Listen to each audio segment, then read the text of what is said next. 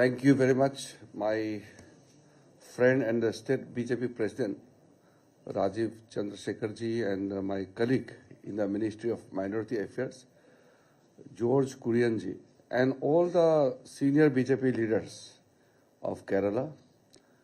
We are meeting here in Kochi, and I'm very happy to be here again. Last month, before the parliament session, I had come to Thiruvananthapuram for an event. Today I have come for an issue which is extremely crucial, important and sensitive. Land is the most precious thing for all of us. Many countries also go to war because of a piece of land. Land we consider motherland. So piece of land is most valuable for human being. If you lose your land, then you lose everything. That is why we have considered that in India there should not be any provision for anybody to forcefully and unilaterally take away somebody's land. We must make laws which must protect every inch of land for their rightful honor. We brought this amendment for the provisions which were there in the 1995 Waqf Act, which had given unprecedented powers and authorities to the Waqf boards. You just imagine under Section 40 of the Waqf Act, the state Waqf boards can declare any property as Waqf property, and once it is confirmed by the tribunals, even there is no option of going to the courts. Going to the courts was only available under writ petition, which you all know. Writ is a very limited window, which is a discretionary in nature, which doesn't change the facts. It just get into the issue of the law, not of the facts. That is why we thought we must give justice to the thousands and thousands of people who have lost their rightful claim, their ownership on their particular lands. This is not related to or targeted to Muslim alone.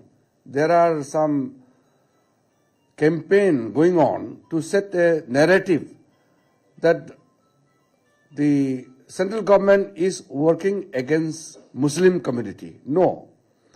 We are here to correct the mistakes done in the past and to provide justice to the needy people.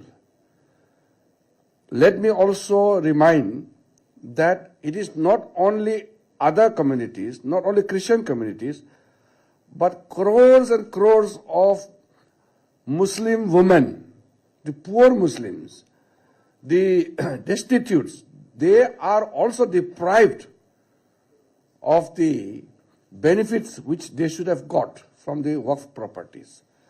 I had mentioned this in the parliament also. India has the largest Waqf properties in the world. And in India also, within the country, Waqf properties are largest. Don't compare with railway properties and defense. Railway properties is for public use. Defense is for the defense of the nation. So, privately owned properties managed by the private people, it is the Waqf properties which is the largest in the world. And despite that, majority of the Muslim community are also not getting benefits.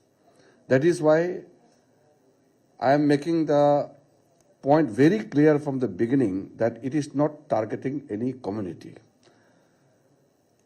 When it comes to individual cases, we have got thousands and thousands of representations, the injustice done to many groups and individuals.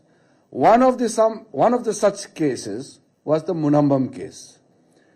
The Munambam case came to our notice some time back, and our state president Rajiv Chandrasekharji and the Kerala BJP team came to Delhi, and the matter was brought before me.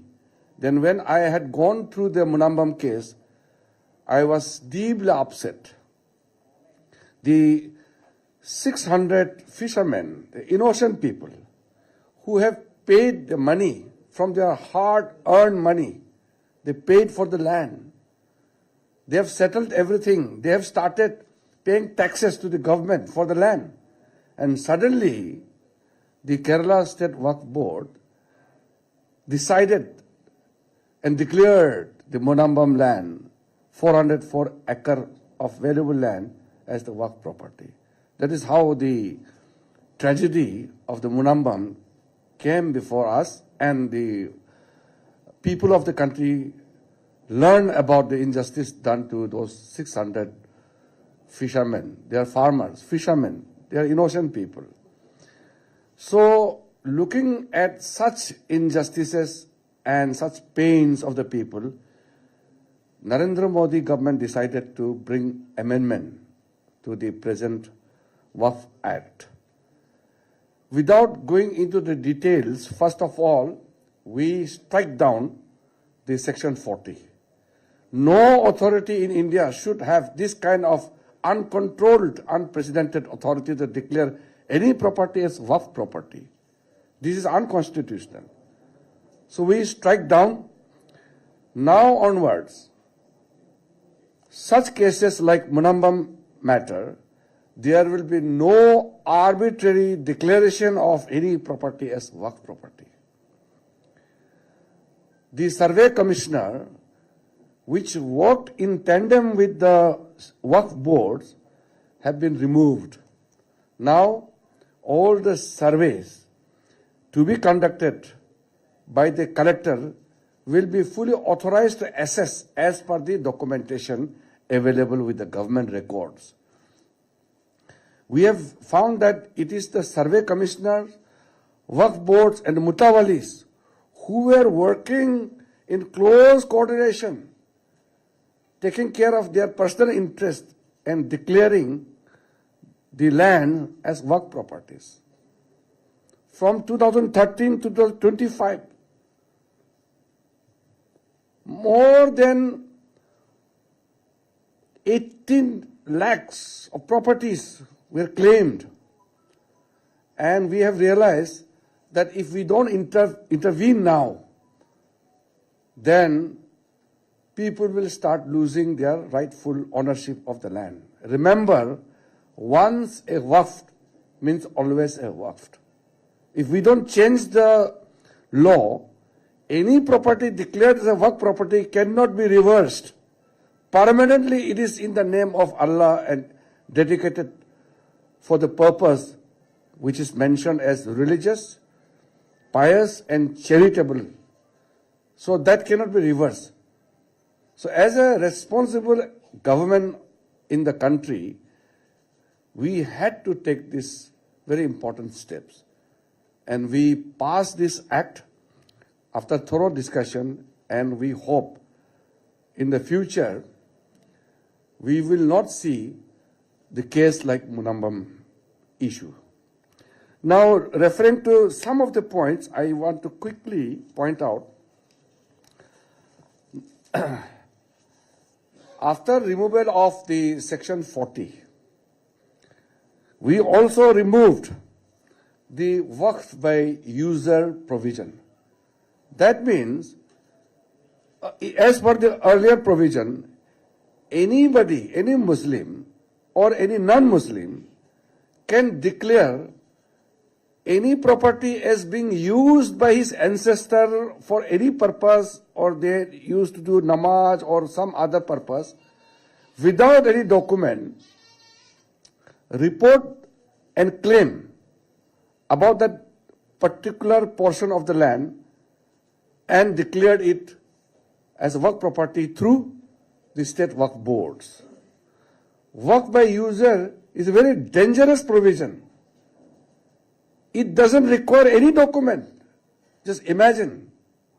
By user means you just have to tell that some 100 years back, 1,000 years back, this particular place was used for some purpose, and then the particular piece of land is declared work property. So we remove that work by user.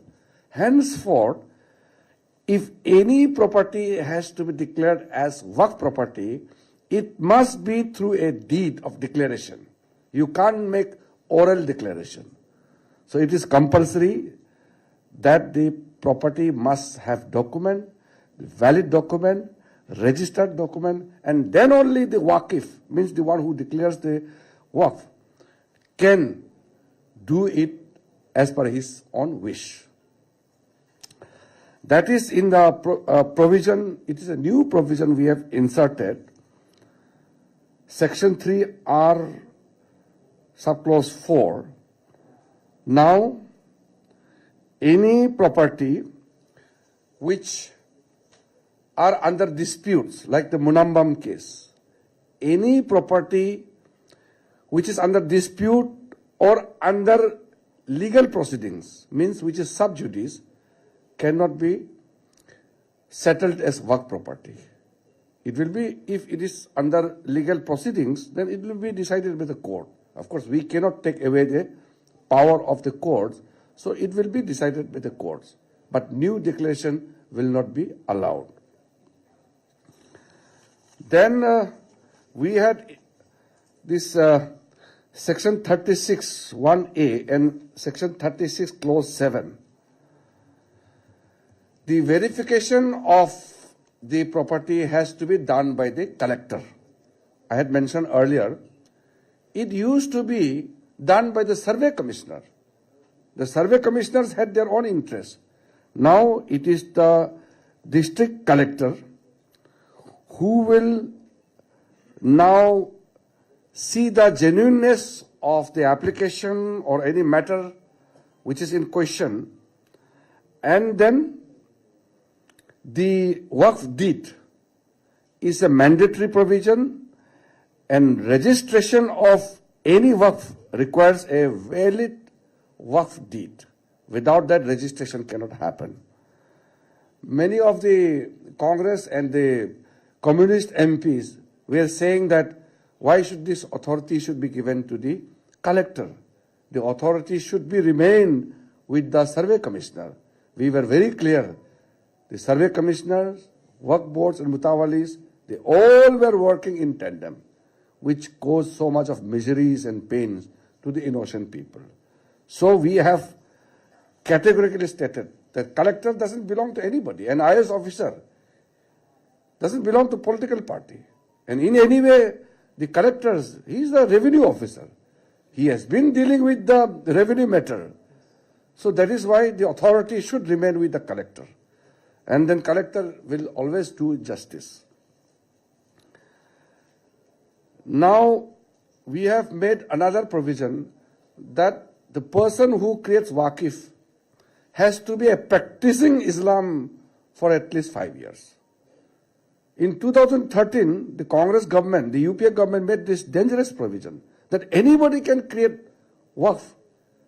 If you get yourself converted to Muslim, you create waqf and then you can show anything. I mean, there was no check and balance.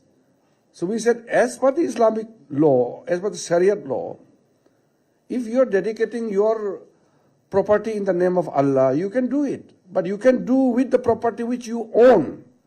You can't just create waqf property on any piece of land. So these are very strict provisions we have inserted in the new Waqf Act.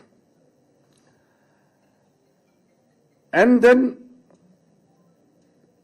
if there are issues with the tribunals, some of the tribunals, we have changed provisions in the composition of the tribunal also. The appeals against tribunal orders now can be filed before the High Court anytime.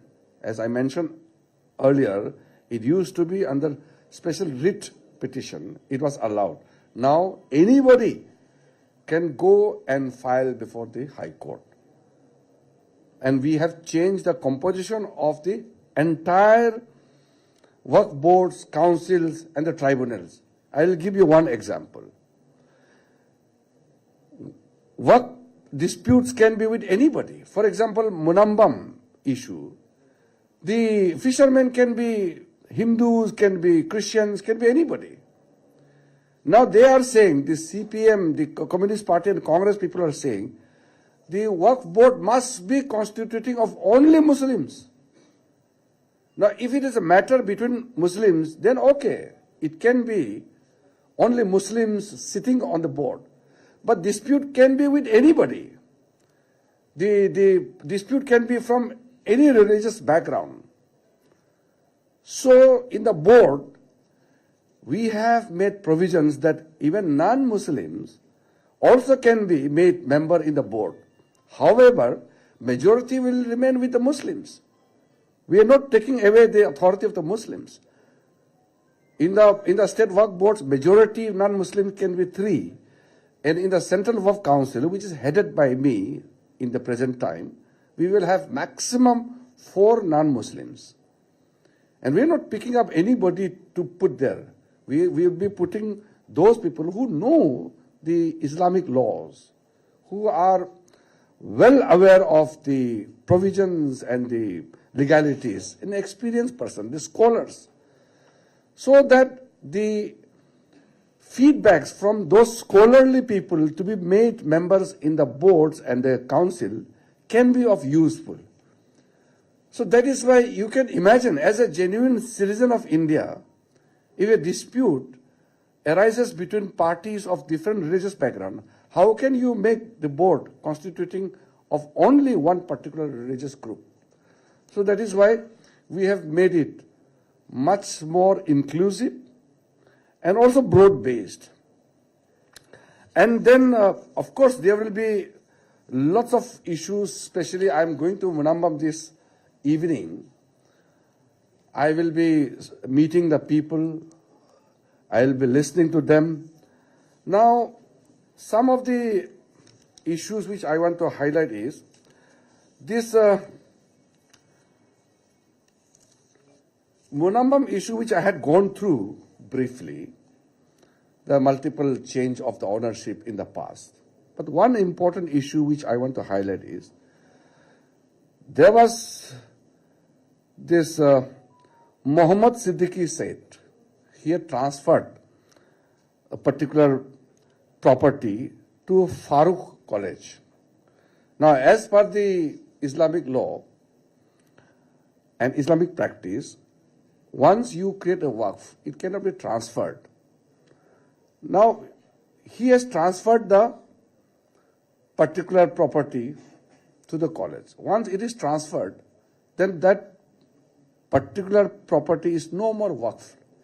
However, because of the provisions containing there in the old act, the High Court had given a ruling. So now, as a minister, I will not say that the High Court order is redundant. I have to honor the judicial pronouncement. But it is challengeable in the Supreme Court. And I would strongly urge that because of the provisions in the old act, it was disadvantageous to the Munambam people, the fishermen. Now, with the existing new act, new provisions, with the supporting provisions which we have made, now it is easily challengeable in the Supreme Court. Because it is sub judice, that is why I am not making direct comment of giving a particular status, because it is in a way sub judice, because there are cases filed in the courts. So the recourse which is available to the innocent farmers, the fishermen, is to approach to the Honorable Supreme Court. Now, after this passing of the new act, we are 100% sure and guaranteed that such Munambam case will not happen again in India. It cannot happen because we have made the provision clear and strong. Nobody should suffer like the way our innocent fishermen of Munambam have suffered. The pains, the agony, the difficulties they've endured for such a long time. Anybody can feel it. After paying the amount, after paying the taxes, they had to suffer so much. So we have made a very stringent provision that nobody else would suffer the way they have suffered. Now I would like to request the state government of Kerala. We are in a federal structure. The spirit of federalism is very clear. We have made the law. As a Minister for Minority Affairs and as the Chairman of the Central Waqf Council, we will issue certain directions and certain suggestions to the state government to carry out certain steps. We are in the process of formulation of the subordinate legislation. When an act is passed, you have to frame the rule. So we are doing it. It is in the process. We would urge the state government to immediately ask the concerned district collector to revisit the entire status which were conducted by the survey commissioner. The district collector must go and re-look into the entire matter to provide justice to the Munambam fishermen. And also, state government should support all necessary things to ensure that the justice is given to the innocent farmers. From the central government side, I will provide all documentation and necessary legal and administrative support. And I will also direct my officers to provide all necessary assistance to ensure that the fishermen of the Munambam get their rightful claim and ownership of the land which belong to them. Because of the politics, innocent people have suffered. During the course of discussion and outside also, I had appealed to the MPs of Kerala, before you oppose the Waqf Amendment Bill, please think about the sufferings and the pains of the 600 families of Munambam. These 600 fishermen have been appealing to everyone. So I told the people of Kerala that please put pressure to the Congress and the Communists, the LDF and the UDF, both the groups. Don't play vote bank politics. Please take a genuine and very rational step. I appeal to them, and in the floor of the House, I also made ardent appeal to them that please vote and support and ask your conscience. Don't play vote bank politics. Then some of the Congress and the Communist MPs are open. They said Munambam issue is a small issue. They can settle it. Has it been settled? They openly said that no, why Minister, you should worry about Munambam case. It's a small matter in Kerala, we will settle it. How can they lie and they dismiss the suffering of the people in such frivolous manner? And then I also told them, forget politics, think about justice. Then many Congress and the Communist MPs are saying that Muslim vote bank is larger, the Christians are smaller. And they even went on to say that the Christians and the Hindus, they don't vote en bloc. They are always divided. The Muslims vote en bloc to them, and that is why they have to protect their vote bank. Then I had warned them, don't treat any community as mere vote bank. And I'm telling to our Muslim brothers and sisters, don't become the vote bank of the Congress party and the communist. Once you become a vote bank, you are treated like commodities. So the Congress and the communists, they said that they care more about the Muslim vote bank. They are, in a way, mistreating the Muslims. If there are poor among the Muslims, who is responsible for that? Who ruled Kerala? Kerala has been ruled alternatively by these two groups, the LDF and the UDF, the Congress and the Communist. And in the center, Congress ruled for nearly 60 years. So they are responsible for it. If any community is poor, it is them. So I had made an appeal to the Muslim community also. Don't become the vote bank for the communists and the Congress. The country is suffering. Any society will suffer if you treat the community as vote bank. We are working with an open heart. We want to provide justice. Prime Minister Narendra Modi has from the day one said, Sabka Saath, Sabka Vikas. We will take everybody along. But they are busy painting BJP, RSS for all wrongdoings. They want to scare the Muslims and the Christians. They want to paint the BJP as a demon. Now, majority of the people in the country are supporting Narendra Modi's leadership. We are in our third term. Globally, people are conferring the Honorable Prime Minister Modi with highest decor, highest awards, recognition. The Reverend Pope had spoken so well about Prime Minister Modi when they met. The entire global community are recognizing the good work of Prime Minister Narendra Modi.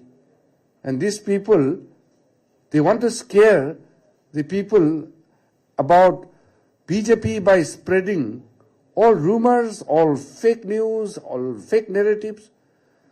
So Kerala people are not only innocent, but very educated, very learned people. How long these people will misguide the people of Kerala by spreading false narrative and misleading the innocent people?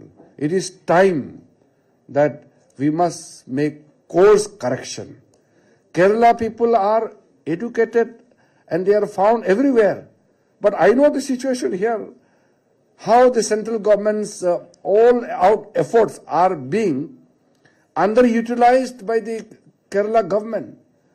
All major steps taken for the farmers, for the railway projects, the highways, majority of the projects, especially the infrastructure projects, are unutilized. The individual schemes people are getting, last month when I came from my ministry, Ministry of Minority Affairs, there are lots of welfare schemes for Muslims and the Christians. I'm very happy that wherever there is a direct intervention, people are getting benefit. Wherever state government's help is required, people are not getting the benefits.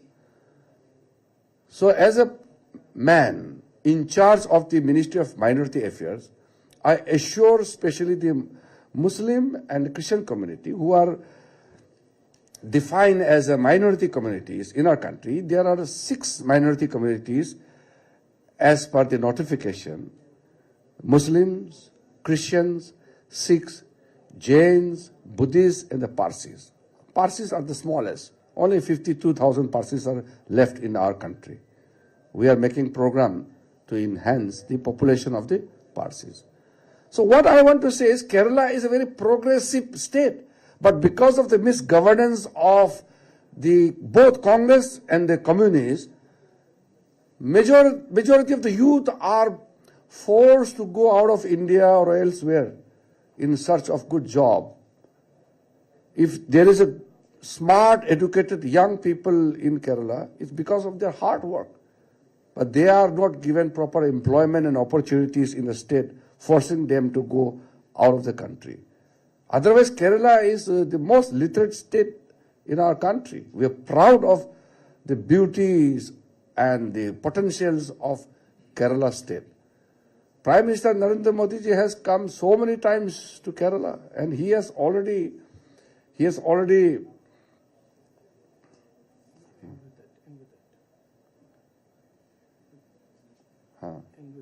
yes. So I will, my colleague who was earlier minister in the central government and made the president of the Kerala BJP, under his leadership and all our efficient leaders sitting here, we will assure you that whatever the Kerala people deserve, we will fulfill their rightful, whatever they deserve, we are going to provide everything, whatever is possible.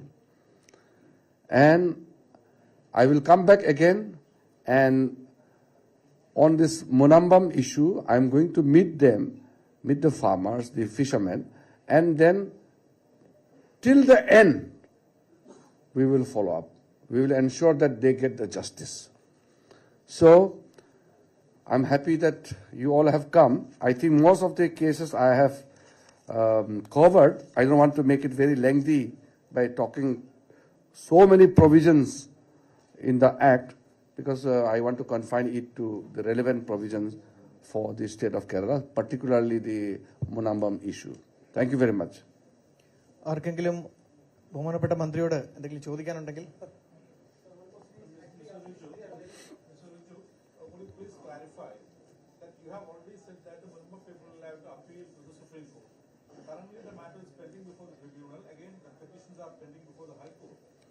The review is only related to High Court. If High Court passes an order, that order can be challenged. Whether the Manipur property is a waqf or not has been disputed before the tribunal.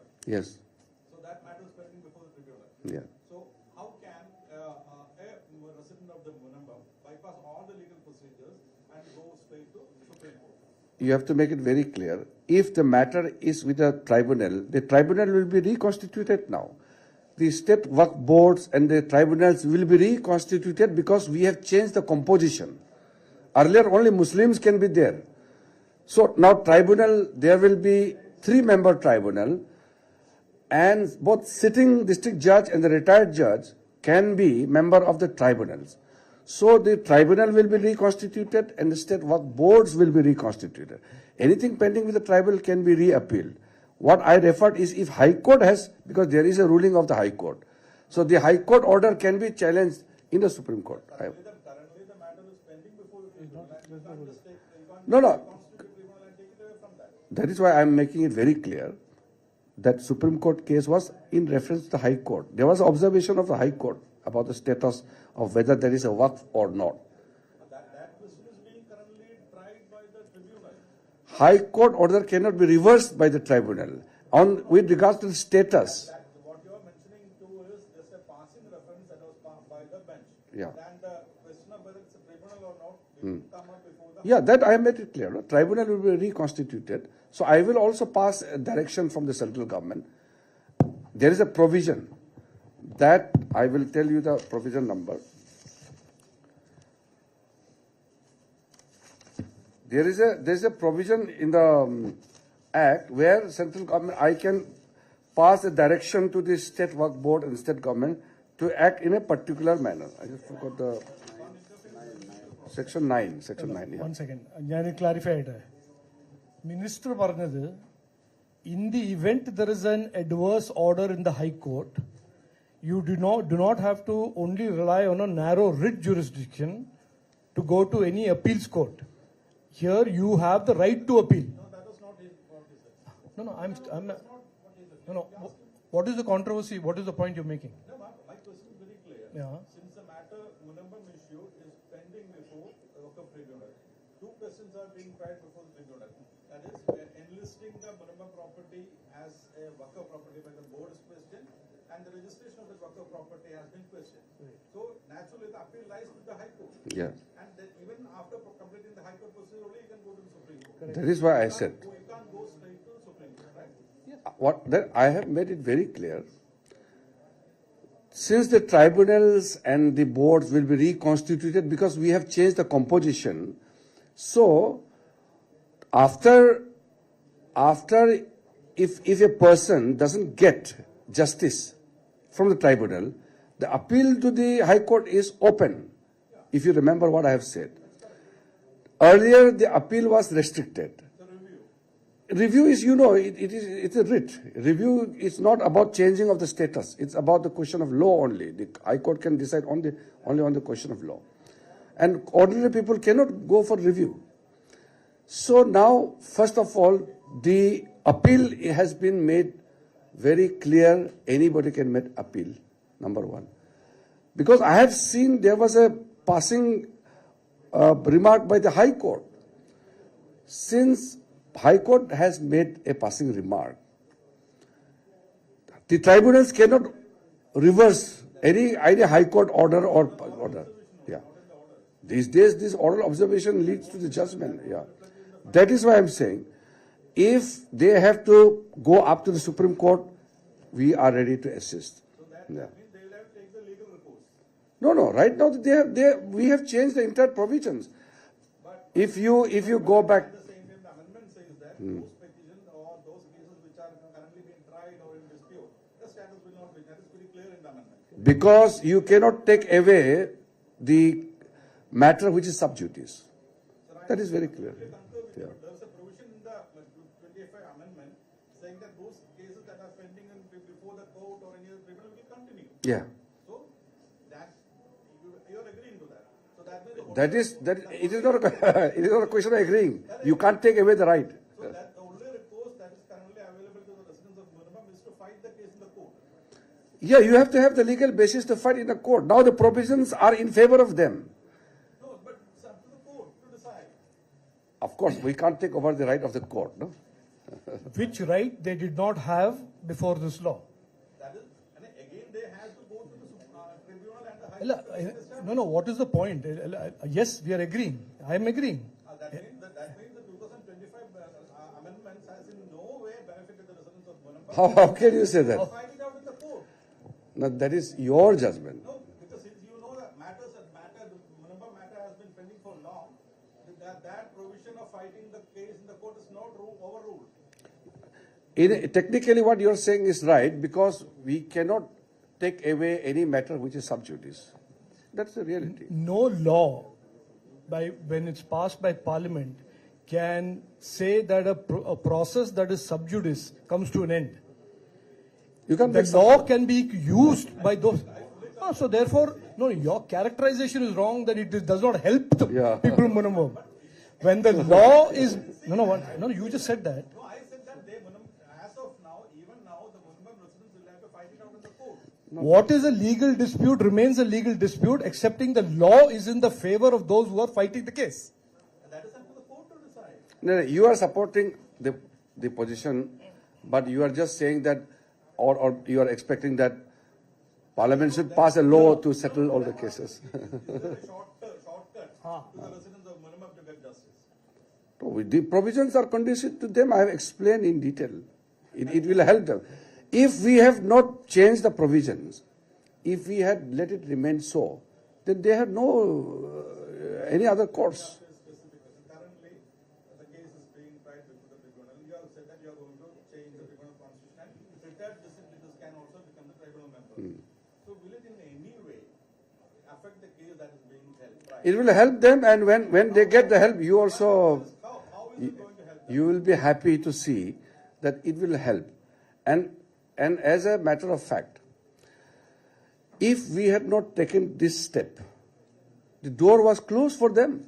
So, Juji, kindly explain to me how the reconstitution of the worker board or the tribunal is going to help the residents. Because we had changed the provisions. Now, So, how is it going to work for them? this way, you can't explain it this way. This is not a courtroom. No, one second. No. I understand that there is a propaganda that has been spread, and it is also impacted. No. One second. Let me speak. Please give me some. There is a case. There is an ongoing dispute, as the minister said. The law that has been passed by the Parliament shows the intent of Parliament vis-a-vis any attempt by the Waqf board to seize private property. The law is clear. The minister has also made clear that in future there will be no repeat. Nobody will have to go bow their heads in front of any Waqf board or any Muslim league in the future. Now, insofar as this dispute is concerned, every court that is adjudicating a dispute, including the Munambam dispute, is aware of what the law is. You are right. If a judge decides to go rogue and say we will ignore the law, that is a dispute. No. But let me finish. I have greatest respect for your knowledge on this. A legal dispute, wherever it is in whatever domain, will not be overturned. When the matter is sub judice in a court, there is no power, nothing that the parliament can do to shortcut, to use your phrase, an existing legal dispute. That is that adjudicating body's responsibility and authority to preside over that adjudication. In this particular case, it is the tribunal and the High Court. However, the tribunal and the High Court, as the Honourable Minister has said, the tribunal will be reconstituted to be much more neutral, much more understanding of the law. And second of all, in any court, if there is an attempt to misread or ignore the law that has been passed by the parliament, the government has at every occasion the ability to implead and clarify what the law is. But to answer your question, is there a magic wand? There was not. Are the people of Munambam closer to a resolution of a dispute in their favor? Yes. Sir, Mike, one more question.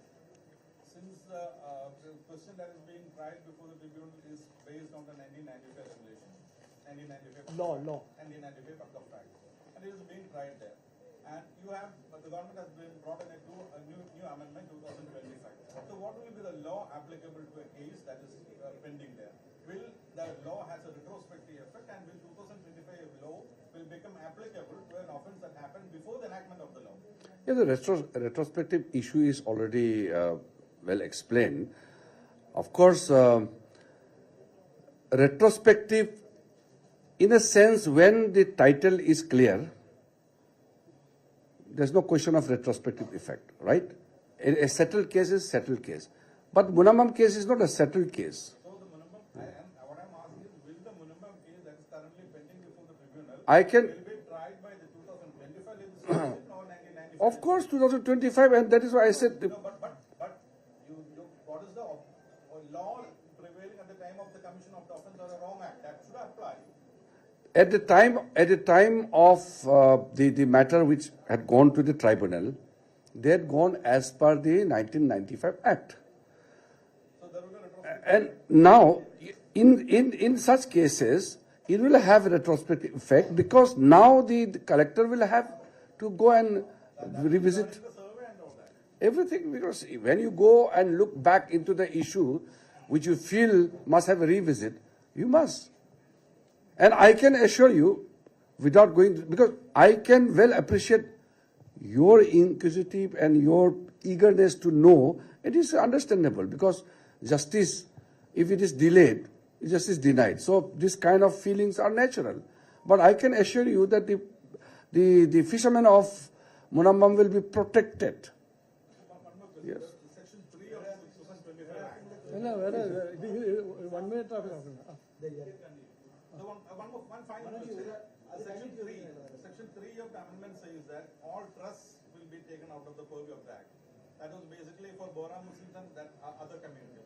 Anybody? No, not for Boras. Any Muslim. Will the section, in your reading, will the section 3 be applicable to the Munambam because it is a registered deed? First of all, we have given freedom to every Muslim to run his property either through Waqf or through trust. And trust is mentioned. Society is not mentioned.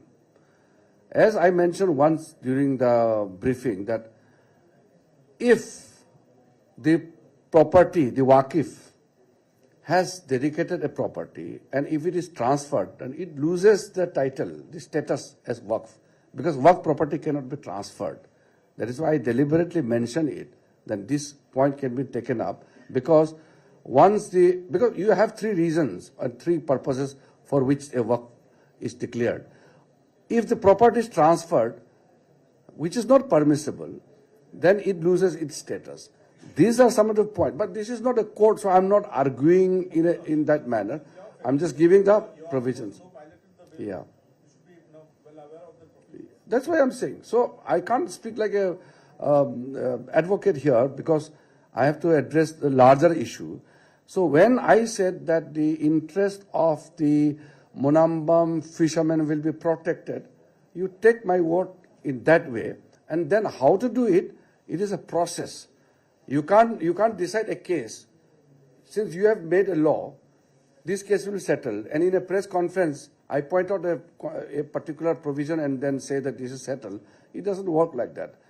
There's a process and there is a culmination of so many provisions which assist and which makes the things easier for particular case. So that is how I put it. If I start declaring now, this has done, this will be done. That is, it doesn't work. But since you made a relevant point, so we are asking and also, seeking the advice from everybody. We are meeting so many people. We will be taking the call after, meeting all stakeholders. I am open to all suggestions.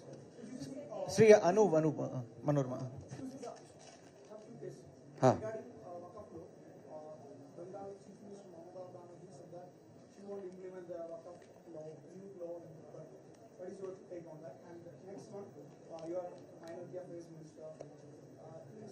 What did Mamata Banerjee say? How? You tell me how? Huh?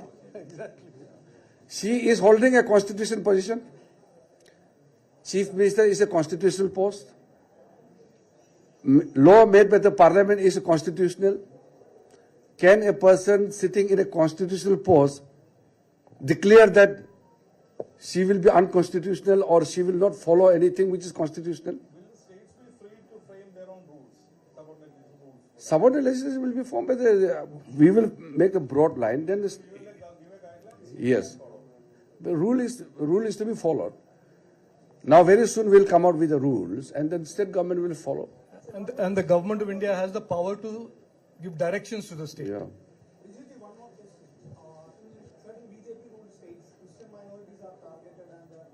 No, government don't get into this. How can government target any community? If anything is doing unlawful act, the law will catch them.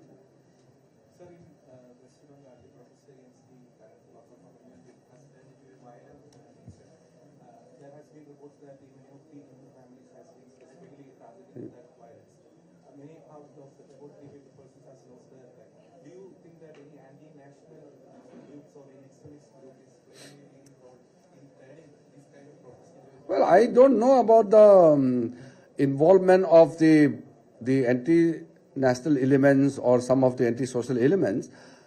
But what is so disturbing is the Chief Minister is visibly inciting the violence. If Chief Minister herself is telling the people to protest, if Chief Minister is telling that she will not follow the act passed by the Parliament, this amounts to inciting violence. Remember, law and order is a state subject. Now, the Chief Minister who is in charge of the law and order incites violence. It is trouble for himself or herself. After all, she has to contain and maintain the law and order. Government having any plans to introduce the Church Act? There is no such proposal. Who told you? Sir, recently that There was, for your information, when Mother Teresa wanted to come to Arunachal Pradesh in 70s, the then Congress government prohibited. She was banned. So this was the first case during the Congress government, they banned the entry of Mother Teresa. Later on, there was no instances anywhere that anybody is banned or any particular act is passed against any, targeting any community or any group.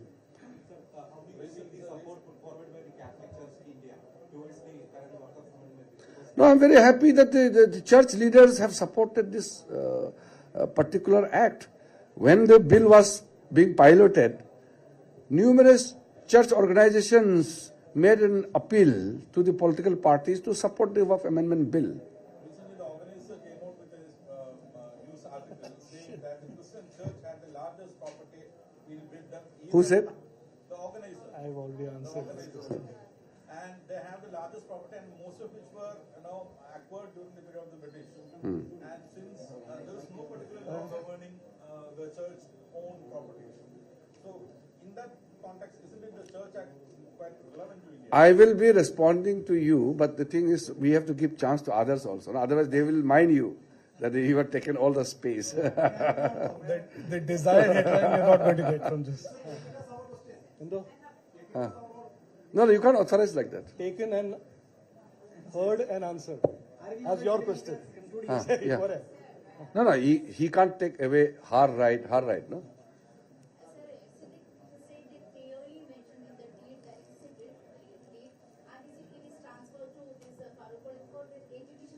Yeah. Otherwise, they will not use their education purpose. It will be back to me. That is a conditional agreement. That is, there is a conditional agreement. Yeah. He write down in the name of God. It's only the word is mentioned as God. And after that, these kind of transferring like in between Farouk College and this Munafiki clubs. And it is clearly that it's not as per the deed. It is clear that it's not the land of God. Yeah. No, that is you. Why should we this kind of dispute? Yeah, no. And one question. Yeah. How is amendment these act like in this kind of issue? No, you pointed out the thing which I had slightly touched upon. When you create a waqf, it is for the purpose of religious, pious, or charitable cause, right? Now here, for education purpose, the land was given. There is a reason, that is for charitable, for education purpose. And if the particular land is not used for the purpose of which it was created, then it ceases to be work property because you have violated the will. So you are right, and also then it will change the status. This and also the matter which I mentioned, the transfer of the property. Once you give land to somebody in the name of Allah, you create a waqf, you can't transfer it. So these are important factors. I believe that the state government and nobody had assisted the Munambam people earlier, which led to this mess. They have got enough reason.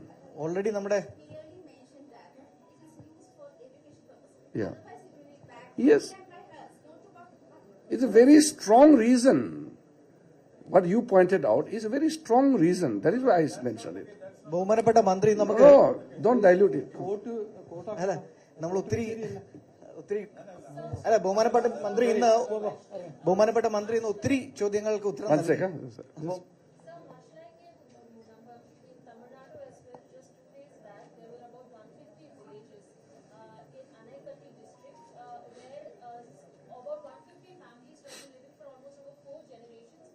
Their lands have now been, they've been issued a notice saying their lands are now belonging to the Waqf properties. We're seeing several other such cases that are also coming up.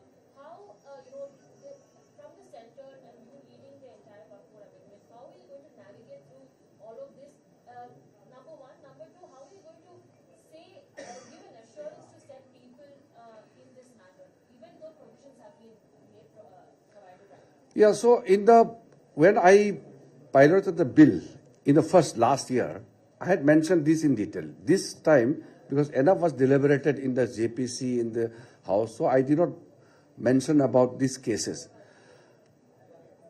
These cases and many more such cases have, piled up so much. So that is why I did not cite the names. In some of the instances, the Waqf board on its own unilaterally declared a particular place, location or village as Waqf property. It's bizarre to see that even 2-3 organizations claim that Parliament of India is a Waqf property. Then another Muslim gentleman and a group declared that 1/3 of Delhi is Waqf property. Now, there may be a Muslim ruler, there may be English ruler, but that doesn't make the whole territory their property. So this kind of, unlimited, that kind of a claim which has come to the fore. Now the restriction is, number one, henceforth, no such claim can be made because the provision is very clear. The Section 40 itself has been removed. So the arbitrary claim made by the work boards are gone. Secondly, you can make a claim, you can declare only on the matter which you have complete ownership with document, deed, everything. So we have crystallized the entire thing so that the misuse and misclaim cannot be done. Tamil Nadu, there are multiple instances which had come before us. And then, of course, in Delhi itself, in 2013, when this provision was inserted, work by user, then 123 properties were declared as work property. This contention was pending before the court. And then the case came to the fore in 1970s. No government took any kind of decision. Even after 1995 Waqf Act, there was no decision and the court was hearing it.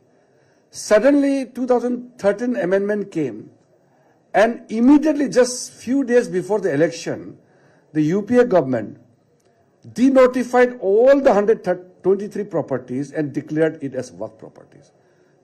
Thankfully, our government came to power and the whole thing was checked. Just imagine, Lodi Kolodi, if you have gone to Delhi, those CGO complex, the whole building.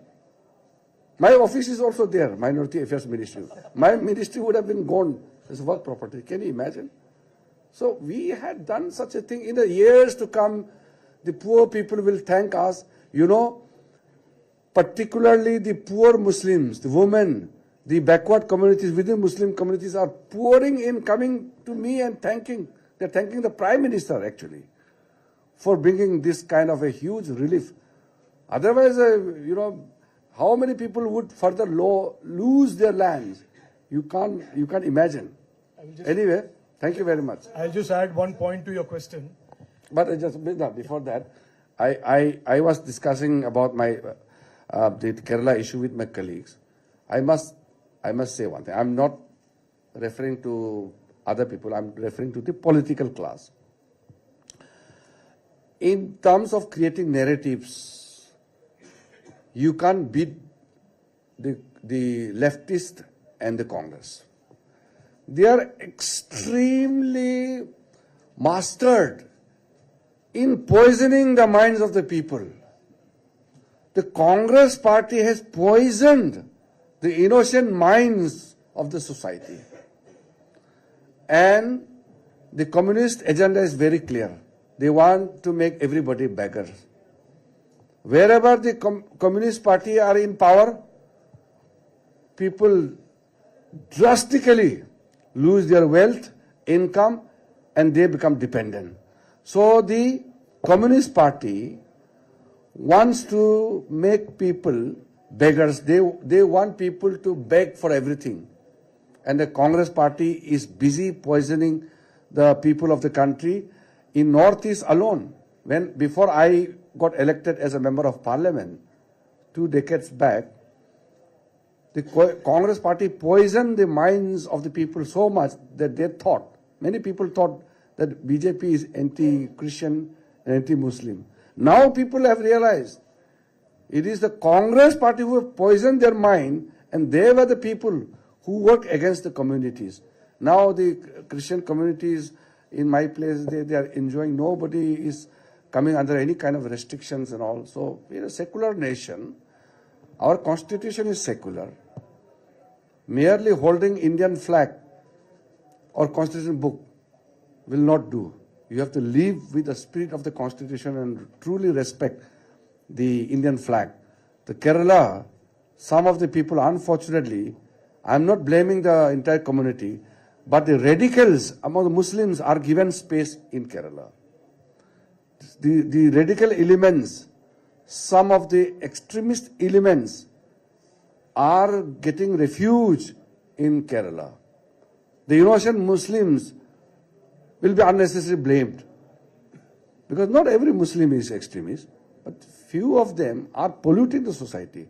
So let us make sure that this communist agenda and Congress agenda doesn't get any approval by the people of Kerala. And we will assure that BJP, our group, NDA, will ensure that the true governance will come to Kerala very soon.